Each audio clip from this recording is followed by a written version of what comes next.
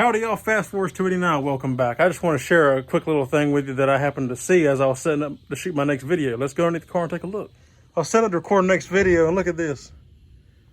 What do you think about that? You think that's a problem? I just noticed that. This leaf spring is actually bent. I've never seen a leaf spring bend before. Have you ever seen a leaf spring bent? I mean, it's bent. You can see it comes up and then it goes back down. It's like that. That ain't good.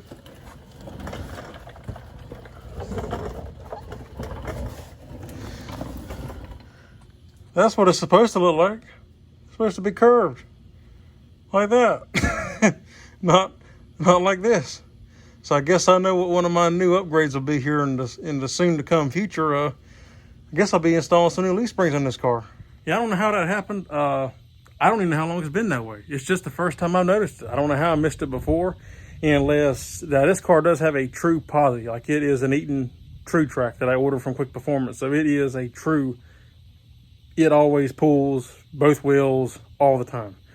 So the only guess I can figure is maybe when I tried to launch it a couple of times, I was gonna have to change these leaf springs anyway, because long story short, I tried to launch this car a couple of times, do a burnout, and it will not do it. The tires are too grippy, and it would axle hop from hell. I mean, it would feel like you're shaking the whole car apart.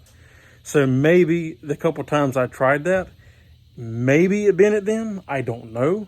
That's my only conclusion I can come up with, because I don't know.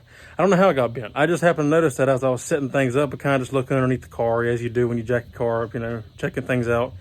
And I saw that and thought it was kind of funny. So just want to share that with y'all. So yeah, keep a lookout for an upcoming video on leaf springs, I guess. So until next time, I'll see you on the next one. Take care.